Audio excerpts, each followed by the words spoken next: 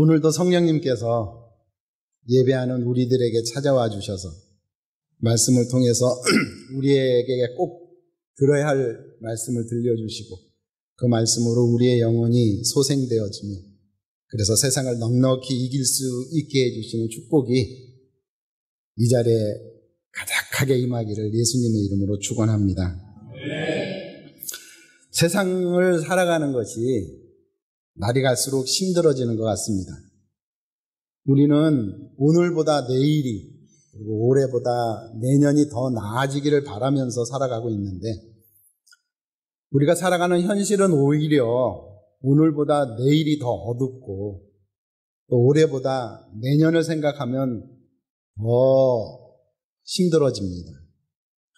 최근에는 제가 한국에 들어와 보니까 이 전쟁의 위험이 이게 아주 피부로 느껴질 정도로 우리에게 다가오고 있어서 참 불안한 마음을 떨쳐버리기도 쉽지 않은 그런 현실을 우리가 지금 살아내고 있습니다. 인생이 이렇게 정말 거칠고 황량한 광야를 지나는 것 같은 그런 힘들고 고달픈 것을 우리들에게 주기 때문에 우리는 종종 인생은 참 광야와 같다, 세상이 참 광야와 같다라고 많이 고백하면서 살아갑니다. 모세오경의 네 번째 책을 우리는 민수기라고 읽습니다. 그 책의 이름을 민수기라고 우리는 명명하지만 히브리 성경은 모세오경의 네 번째 책을 미드바르라고 합니다. 미드바르. 우리가 민수기라고 읽는 것처럼 히브리 사람들은 히브리 성경의 네 번째 책을 미드바르라고 읽는데 그 뜻은 우리 말의 뜻처럼 사람을 계속 숫자를 세는 것이 아니라 광야라는 겁니다. 광야. 신기하죠? 하나님은 이상하게도 출애굽기에 보면 참 엄청난 10가지 재앙으로 이스라엘 백성들을 출애굽시킵니다. 그리고 지중해의 편한 길을 짧은 길을 통해서 가나안 땅에 도착할 수 있는 그런 좋은 길이 있음에도 불구하고 하나님은 일부러 이스라엘 백성들의 노정을 광야로 인도해 가십니다. 그리고 오늘 1절 말씀이 보여주는 것처럼 이스라엘 백성들은 시내 광야, 시나이 반도에 여러 광야들이 있는데 시내산에 있는 이 시내 광야에만 거의 2년을 머물게 하십니다. 아무리 하나님의 백성이라 할지라도 광야에서 살아가는 것은 녹록지 않았습니다. 그래서 민수기 11장 5절에 보면 이스라엘 백성들이 이런 불평을 합니다. 우리가 애굽에 있을 때에는 값없이 생선과 오이와 참외와 부추와 파와 마늘을 먹었거늘. 그러니까 이스라엘 백성들이 광야 생활하면서 하나님 앞에 불평할 때 왜 우리에게 진수성찬을 안 차려주십니까? 이런 거 불평하지 않았습니다. 하나님, 여호와 하나님, 그 놀라운 기적으로 우리를 출애굽시키신 하나님, 그 능력으로 우리를 출애굽시켰는데 어찌 우리가 지금 이 광야에서 부추, 파, 마늘 이런 사소한 것도 먹지 못하고 이렇게 지내야 합니까? 광야는 하나님의 백성 이스라엘이라 할지라도 그 살아가는 것이 쉽지 않았다라는 거죠. 왜 그러면 하나님께서 이스라엘 백성들이 광야에서 살아가는 것이 이렇게 힘들고 어려움을 알면서도 광야로 이스라엘 백성들을 인도하시고 더더욱이 2년 넘도록 시내 광야에 머물게 하셨을까요? 오늘 이 미드바르, 광야라는 단어가 우리에게 힌트를 줍니다. 이 미드바르라는 이 히브리 단어는요, 다바르라는 어근에서 파생되어진 그런 단어인데 이 어근이 되는 다바르의 뜻이 뭐냐면 놀랍게도 말씀입니다. 말씀. 구약 모세오경을 보면요, 이스라엘 백성들이 누구이며 그들이 이 세상을 어떻게 살아야 하는지, 특히 출애굽의 은혜를 경험한 이제 그래서 하나님의 백성된 이스라엘 백성들이 어떻게 살아야 하는지 대부분의 말씀들을 어디서 주셨냐면 광야에서 주셨다라는 겁니다. 이스라엘 백성들이 적과 꿀이 흐르는 가나안 땅에서 자기들이 누구이며 어떻게 살아야 되는지를 들은 것이 아니라 광야에서 그들은 누구이며 그들은 이 세상을 어떻게 살아야 하는지를 하나님께서 말씀해 주셨다라는 겁니다. 그렇기 때문에 우리에게도 마찬가지입니다. 이스라엘 백성들이 어린 양의 피로 보호함을 받고 놀라운 하나님의 능력으로 출애굽되어졌다면 우리들은 예수 그리스도의 십자가의 보혈로 죽을 수밖에 없는 저희들이 구원을 받고 하나님의 자녀가 되었습니다. 이스라엘 백성들을 출애굽시키셨다고 해서 하나님이 바로 가나안에 들어가지 않고 광야에 머물게 하신 것처럼 하나님께서 오늘날 우리에게도 마찬가지입니다. 우리를 그리스도의 십자가의 보혈로 구원해 주셨다고 해서 바로 가나안의 축복을 누리며 인생을 살아가게 하지 아니하시고 우리에게도 광야를 통과하게 하신다라는 겁니다. 왜 그렇습니까? 광야만이 하나님께 집중할 수 있고 하나님의 말씀에 귀 기울일 수 있고 그 말씀을 전적으로 순종해 볼 수 있기 때문입니다. 광야는 하나님 말씀 순종하지 않으면 하나님의 인도함을 따르지 아니하면 하나님의 음성에 귀 기울이지 아니하면 앞날이 보장되지 않습니다. 먹고 사는 것이 보장되지 않습니다. 숨 쉬는 것조차도 보장되지 않습니다. 살기 위해서도 물을 먹기 위해서도 밥을 먹기 위해서도 더위를 피하기 위해서도 밤의 추위를 이기기 위해서도 반드시 하나님의 음성에 귀 기울이고 그 음성에 순종해야 했습니다. 광야는 그런 환경을 제공합니다. 그렇기 때문에 하나님이 오늘날 우리에게도 마찬가지입니다. 왜 우리에게 편안하고 형통한 길로 구원받은 하나님의 자녀인 우리들을 인도하여 가지 아니하시고 때로는 거칠고 황량한 그런 광야를 지나는 것 같은 고달픈 인생을 만나게 하십니까? 그 환경에서만이 우리가 하나님께 귀 기울일 수 있기 때문입니다. 그런 환경이라야만 우리가 하나님의 말씀 순종하는 마음을 갖게 되어지고 하나님의 말씀 아니면 내 앞날에 그 어떤 것도 소망할 수 없는 환경이 돼야만이 하나님의 말씀을 드디어 순종해 볼 수 있는 기회를 얻을 수 있기 때문에 하나님은 우리를 광야로 인도하시고 광야에 머물게 하신다라는 겁니다. 약속의 땅 가나안은 힘으로 들어가는 땅이 아니었습니다. 힘으로 들어가라고 하면 이스라엘은 들어갈 수 없었습니다. 약속의 땅 가나안은 하나님의 약속에 따라 말씀에 따라 들어가서 정복할 수 있습니다. 그리고 오늘 민수기서에서 모세오경에서 보여주는 진리가 무엇입니까? 이스라엘 백성이 애굽에 있다고 해서 그들이 평안한 삶을 살 수 없었습니까? 광야라고 해서 편안한 삶을 살 수 없었습니까? 가나안만이 꼭 그들에게 편안한 삶을 주었습니까? 그렇지 않았습니다. 애굽에 있든지 광야에 있든지 가나안에 있든지 그들이 하나님의 말씀에 순종하면서 살아가면 그들의 삶엔 평안과 형통함이 있었습니다. 그러나 아무리 젖과 꿀이 흐르는 가나안 땅이라 할지라도 그들이 하나님의 말씀을 순종하지 아니하면 하나님의 말씀에 귀 기울이고 그 말씀을 따라 살지 아니하면 가나안 땅에서도 그들은 고통과 괴로움을 당했습니다. 이미 하나님은 레위기 11장 28절에서 이렇게 말씀하셨습니다.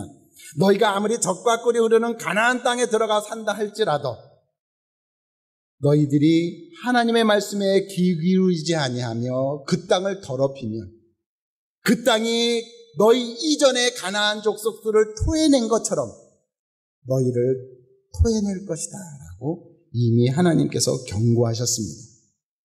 그러니까 하나님의 백성인 이스라엘의 평안과 행복은 그것이 애굽이냐 광야냐 가나안이냐 하는 환경에 달려있는 것이 아니라 그들이 하나님의 말씀에 귀 기울이느냐 그 말씀에 순종하느냐에 달려있다라는 것입니다. 오늘날 우리도 마찬가지입니다. 우리에게 좋은 환경이 제공되어지면 우리가 기도하는 대로 다 응답되어지면 우리가 소원하는 대로 일들이 잘 풀리면 그러면 우리가 평안과 행복을 누릴 것 같다. 그리고 전도도 잘할 수 있고 하나님도 열심히 섬길 수 있다라고 생각하지만 구약 역사가 우리에게 가르쳐주는 것은 아니다라는 겁니다. 하나님이 우리에게 아무리 엄청난 복과 은혜로 형통함으로 우리의 삶을 인도해 갈지라도 우리가 하나님의 음성에 귀 기울이지 아니하면 오히려 우리의 삶에는 수없는 재앙과 고통으로 벗어날 길이 없다라고 알려주는 것이 단지 말씀만이 아니라 구약 이스라엘 백성의 역사를 통해서 우리들에게 하나님은 펼쳐 보여주고 있습니다. 그래서 애굽에 있든 광야에 있든 가나안에 있든 하나님의 말씀에 귀 기울이고 순종한 사람들은 다 하나님의 형통함과 은혜를 누리며 살았고 그 음성에 귀 기울이지 아니하고 관심 갖지 않고 살아간 사람은 그가 애굽에 있든 광야에 있든 가나안에 있든 다 하나님의 저주 가운데 죽어갔다라는 겁니다. 특별히 광야를 살아가는 출애굽 1세대를 보십시오. 하나님은 이런 의도를 가지고 이스라엘 백성들을 광야로 인도하시고 광야에 머물게 하셨습니다. 그들은 늘 환경만 보며 불평했습니다. 왜 빨리 가나안 땅에 들어가 보내지 않느냐고, 왜 우리에겐 밤낮이 똑같은 맛없는 만나만 먹이시고 왜 우리는 이렇게 거칠고 힘든 광야의 길을 걸어야만 하는지 늘 불평만 했습니다. 그래서 어떻게 됐습니까? 불평만 하다가 죽었습니다. 가나안 땅 밟아보지도 못하고 죽었습니다. 우리도 마찬가지입니다. 우리의 삶 속에 우리의 환경을 보면서 내 환경은 왜 이런지, 내 인생은 왜 이런지, 나에게 왜 이런 고난이 찾아오는지 밤낮 환경만 보고 고난만 보며 불평하며 산다면 우리도 출애굽 1세대가 될 수밖에 없습니다. 늘 불평 속에 원망만 하다가 하나님 나라 한 번도 제대로 누려보지 못하고 죽을 수밖에 없다라고 하나님은 분명히 출애굽 1세대를 통해서 우리들에게 보여주고 있습니다. 그래서 우리의 인생이 힘들고 어려울 때, 되는 일이 없을 때, 앞날이 막막할 때, 아무리 힘을 내봐도 내 인생이 달라지지 않을 것 같을 때, 절망이 엄습해오고 외롭고 고통스러움이 나의 삶에 찾아올 때 우리는 민수기 말씀을 펴들어야 합니다. 광야에서 말씀하시는 그 하나님의 음성에 우리가 관심을 갖고 귀를 기울인다면 광야에서도 우리는 승리의 찬송을 부를 수 있습니다. 그러나 힘들고 어려운 환경만 보면서 예수 믿어도 별일 없네, 열심히 신앙생활해도 달라질 것이 없네, 내 인생은 이렇게 살다가 끝날 수밖에 없는 모양이네 라고 원망하고 불평만 하면서 산다면 그 불평성에 우리의 인생은 끝날 것입니다. 하나님이 약속하신 하나님의 나라의 영광과 그 기쁨은 한 번도 제대로 맛보지 못한 채 그저 불평, 불만, 남탓만 하다가 우리의 인생이 쓸쓸하게 죽을 수 있다라고 하나님은 엄중히 출애굽 1세를 통해서 우리에게 경고하고 있다는 것을 우리는 명심해야 합니다. 그래서 우리는 힘들고 어려울수록 하나님께 귀 기울여야 합니다. 하나님 말씀하소서. 내가 무슨 말씀을 들어야 합니까? 내가 어떤 말씀에 순종해야 합니까? 나를 살릴 수 있고 이 땅을 변화시킬 수 있는 하나님의 나라가 나의 삶 가운데 임할 수 있게 하시는 그 하나님의 말씀, 내가 순종해야 할, 오늘 이 순간 내가 순종하며 살아야 할 하나님의 말씀은 무엇입니까? 우리가 하나님의 음성에 귀 기울이고 매일매일 우리에게 말씀하시는 그 말씀에 따라서 살아간다면 그 말씀이 전혀 내 인생을 변화시킬 것 같지 않고 현실에 전혀 어울리지 않는 말이라 할지라도 그 순종함 속에 그 말씀이 나의 삶을 하나님 나라로 변화시키는 놀라운 기적을 보게 되어 줄 것입니다. 그러면 하나님께서 이스라엘 백성들을 광야에 모아놓고 말씀하셨던 말씀이 무엇입니까? 특별히 하나님께서는 이스라엘 백성들을 시내의 광야에 모아놓으시고 5가지 인생의 지침을 줍니다.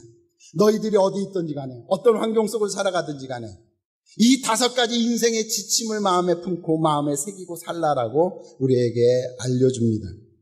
그 첫 번째가 무엇입니까? 오늘은 첫 번째, 5가지 다 하지 않고 첫 번째만 얘기할 겁니다. 나누려고 합니다. 첫 번째, 우리가 광야 같은 인생을 살아가기 위해서 이 광야 같은 세상 속에서 승리하기 위해서 우리가 해야 할 가장 우선적이고 중요한 일, 2절에 하나님은 우리에게 이렇게 말씀합니다. 너희는 이스라엘 자손의 모든 회중 각 남자의 수를 그들의 종족과 조상의 가문에 따라 그 명수대로 계수할지니, 명수대로 계수하는 일입니다. 이 명수대로 계수하다라는 것을 히브리어로 그냥 그대로 직역하면 머리를 세우다입니다.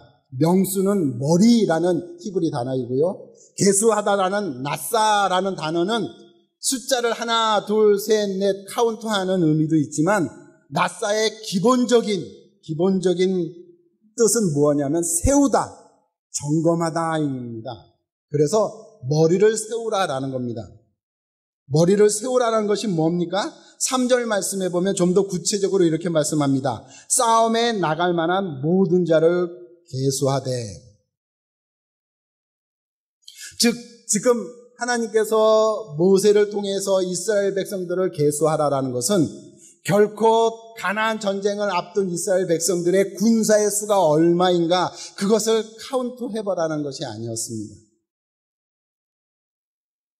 그들을 각각 찾아가서, 그래서 19절에 보면 모세와 아론과 각 족속의 족장들이 각각 방문하여서 한 명 한 명을 찾아가면서 그들에게 확인시켜 줍니다.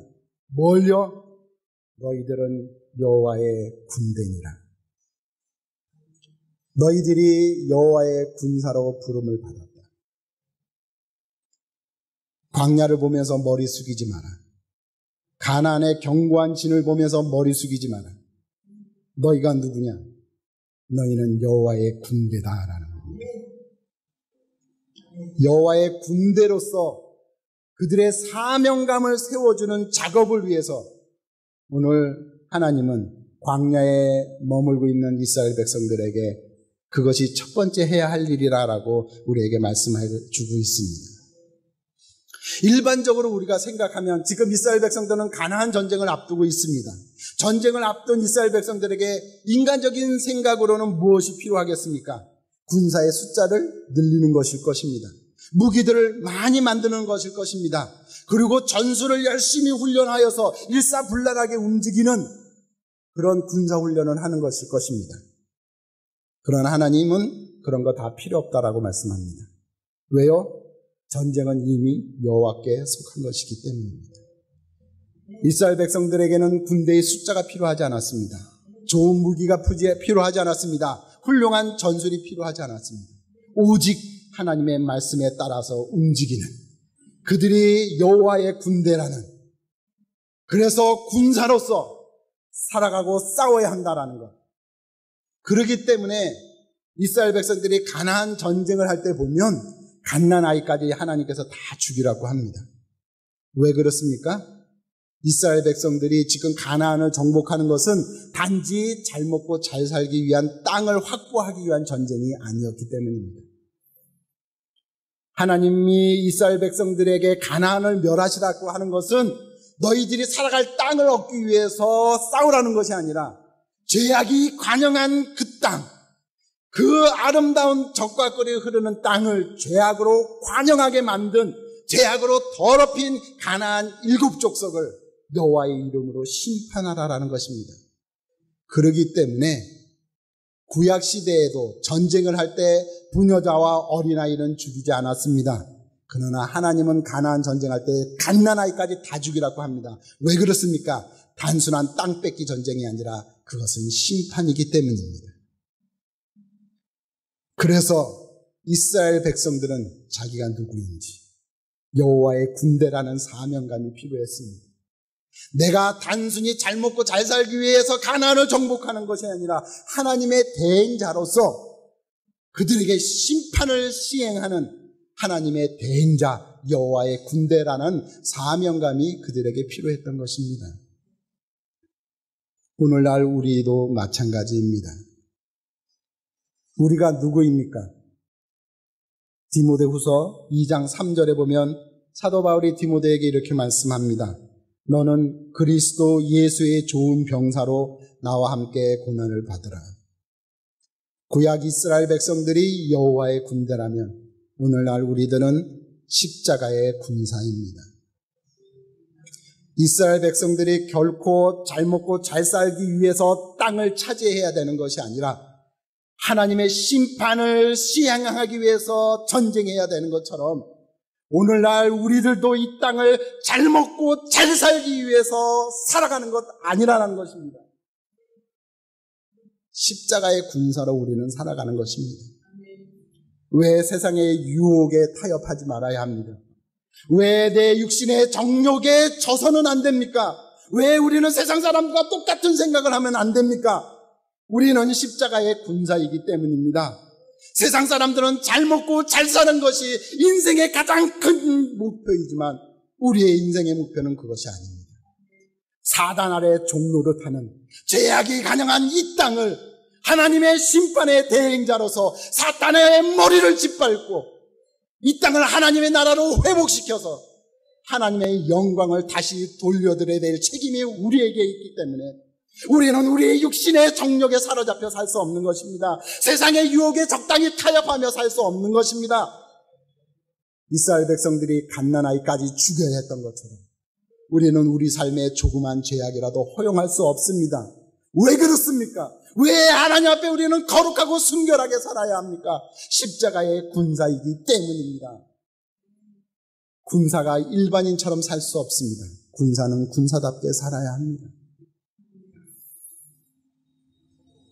이스라엘 백성들이 여호와의 군대라는 것을 잃어버리면 적당히 타협할 수밖에 없고 사울처럼 아말렉을 정복한 후에 적당히 좋은 양들 살려두고 왕들 살려내고 그래서 어떻게 됐습니까? 하나님 앞에 버림을 받습니다. 하나님이 우리에게 아무리 좋은 축복을 주신다 할지라도 내가 십자가의 군사라는 내 정체성을 잃어버리면 내 사명을 잃어버리면 우리는 하나님의 축복을 적당히 세상의 것과 뒤섞을 수밖에 없고 그래서 결국 우리는 하나님 앞에 버림받을 수밖에 없습니다. 내가 누구냐? 내가 지금 어떻게 살고 있느냐? 그것이 중요합니다. 그래서 오늘 신의 광야에 있는 이스라엘 백성들에게 제일 처음으로 하나님은 그들을 각자를 찾아가서 너희들은 여호와의 군대의 군사니라. 너는 여호와의 군대니라라고 말씀해 주는 것입니다. 그들이 군대로 군사로 부름을 받았기 때문에 그들의 먹는 것, 입는 것, 마시는 것 다 하나님이 책임져 주셨습니다. 모세가 40년 모든 광야의 생활을 끝나고 이스라엘 백성들에게 이렇게 질문합니다. 너희들이 광야에서 40년을 살았다. 그런데 한 번이라도 배고파 본 적이 있냐? 네 옷이 낡아본 적이 있느냐? 신발이 닳아서 해진 적이 있었느냐? 있으면 말해보라라고 합니다. 결코 광야에서 40년을 이스라엘 백성들이 200만 넘는 이스라엘 백성들이 살았지만 그들은 결코 굶어 죽은 사람 없습니다. 헐벗어 죽은 사람 없습니다. 왜 그렇습니까? 하나님이 책임져 주셨기 때문에. 불순종해서 죽은 이스라엘 백성들은 수다했지만 헐벗고 굶주려서 죽은 사람은 한 명도 없었음을 성경은 우리들에게 보여줍니다. 왜 그렇습니까? 그들이 여호와의 군대로 살아가는 한 군대로 모집한 하나님이 다 책임져 주셨기 때문입니다. 오늘날 우리도 마찬가지입니다. 가진 것이 없습니까? 되는 일이 없습니까? 능력이 부족하십니까? 그런 것은 문제가 되지 않는다라고 합니다.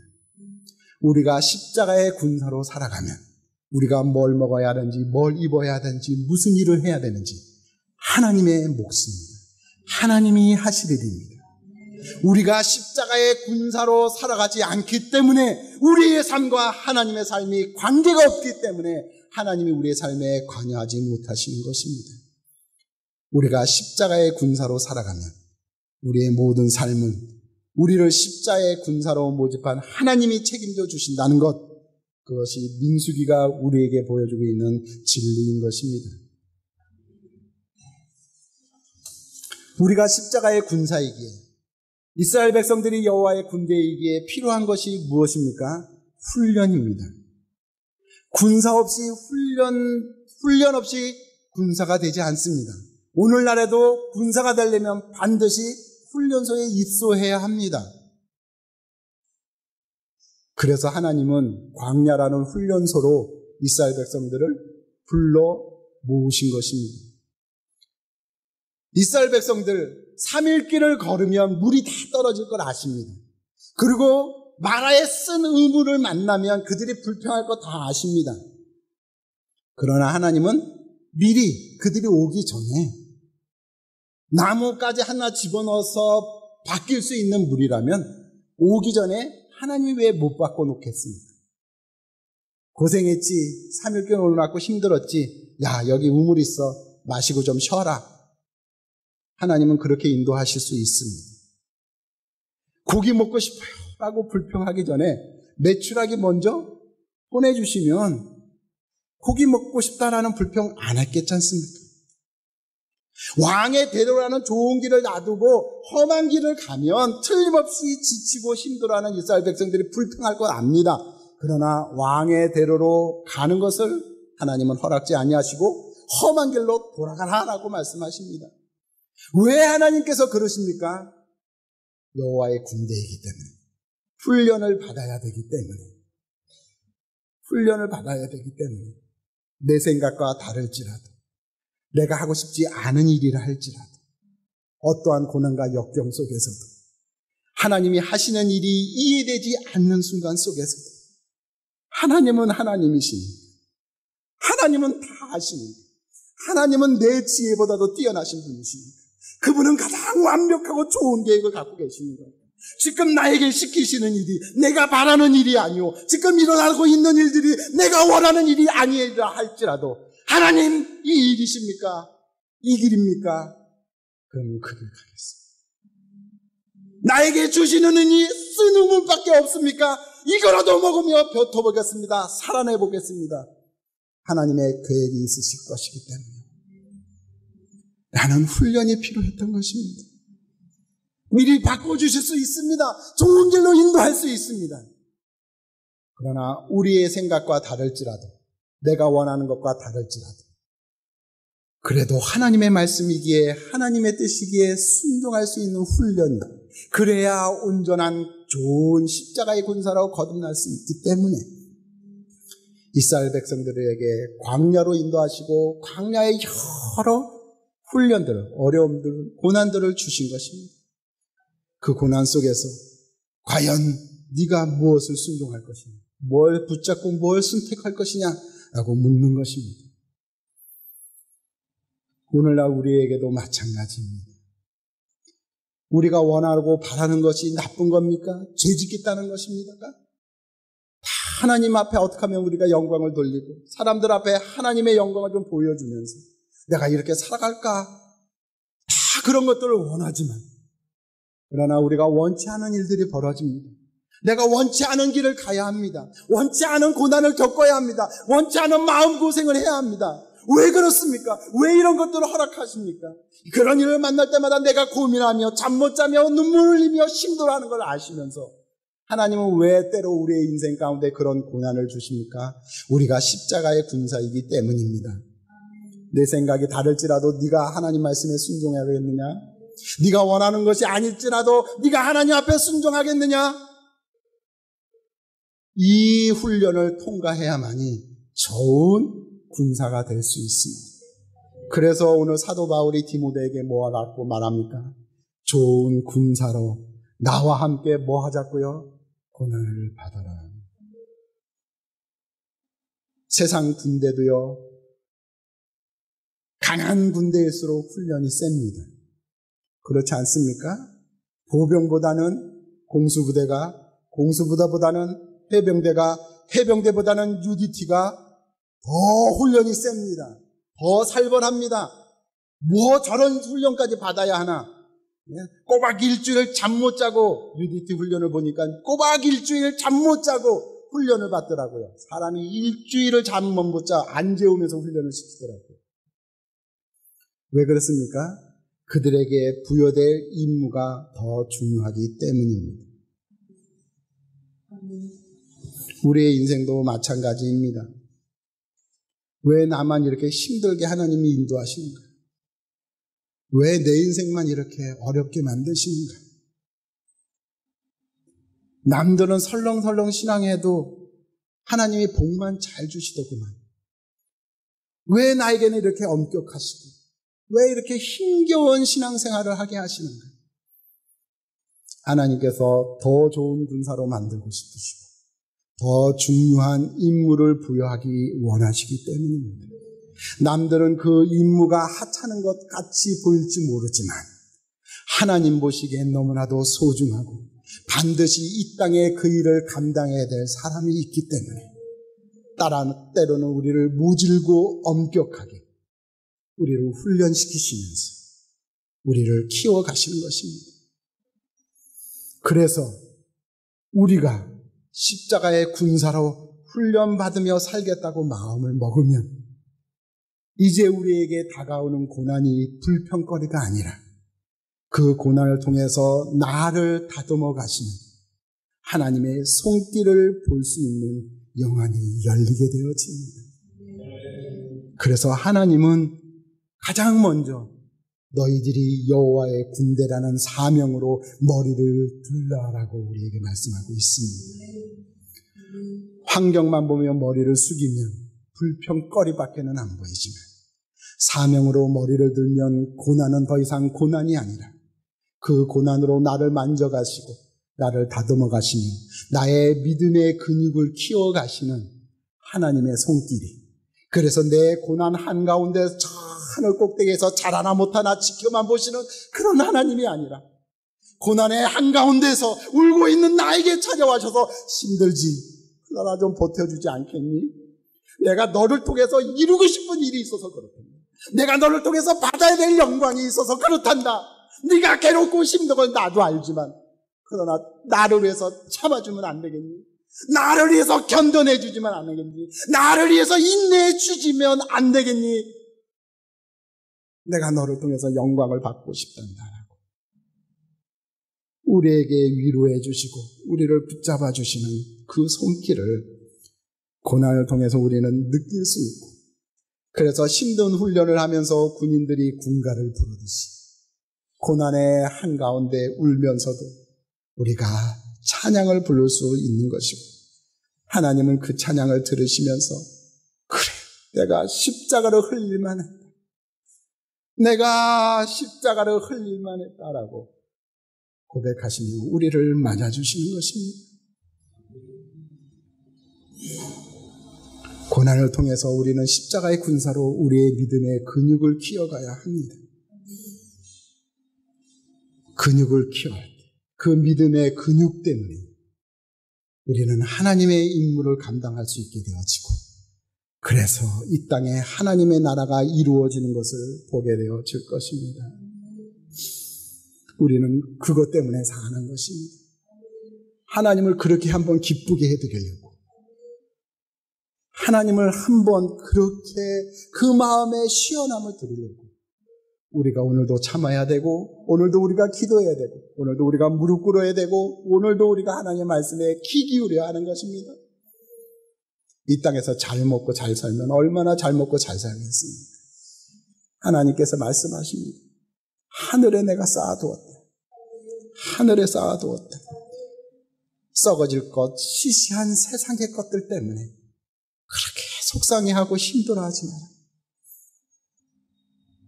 네가 누려야 할 엄청난 영광을 내가 준비해 놓았으니 이 땅에서는 십자가의 군사로 살아가다오라고 우리에게 말씀하십니다. 축복 속에 누릴 수 있는 은혜가 있지만 고난 속에서도 누릴 수 있는 은혜가 있습니다.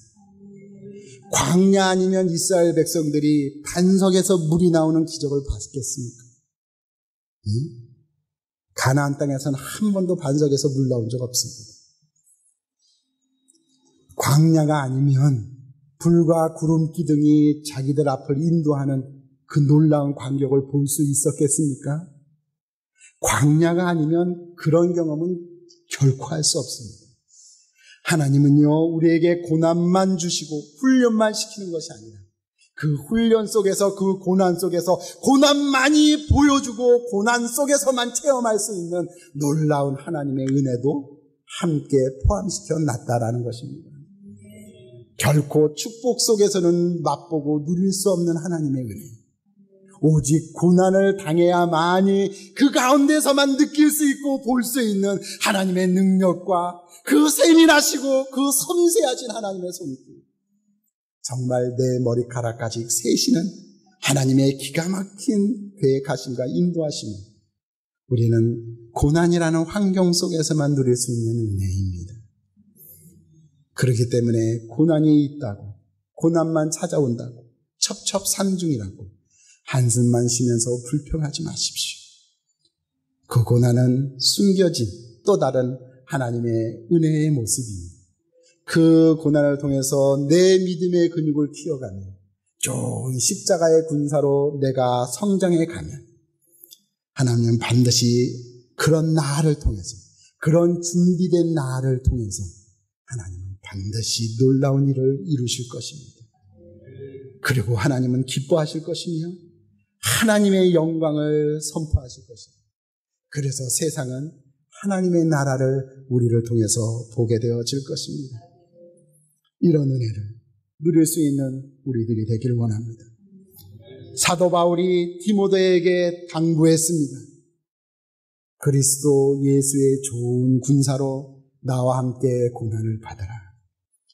오늘 이 자리에서 사도 바울은 다시 우리에게 권면하고 싶으실 것입니다. 하나님의 교회 성도 여러분, 그리스도의 좋은 군사로 나와 함께 고난을 받읍시다. 고난도 은혜이니 고난으로 우리는 십자가의 좋은 군사가 될 것입니다. 그래서 하나님은 기뻐하실 것이며 이 땅에 하나님의 나라가 이루어질 것입니다. 이 일에 동참해 보지 않겠습니까? 이 일에 참여하지 않겠습니까? 라고 오늘 우리들에게 손 내밀고 함께 가자. 고난의 현장으로, 광야의 훈련소로 우리 함께 가자라고 우리에게 손을 뻗고 있습니다. 이 사도 바울의 음성에 응답할 수 있는 그 내민 손길을 붙잡고 비록 힘들고 거친 광야이지만 찬송하며 갈 수 있는 우리 모든 성도들이 되어지기를 예수님의 이름으로 축원합니다. 기도하겠습니다.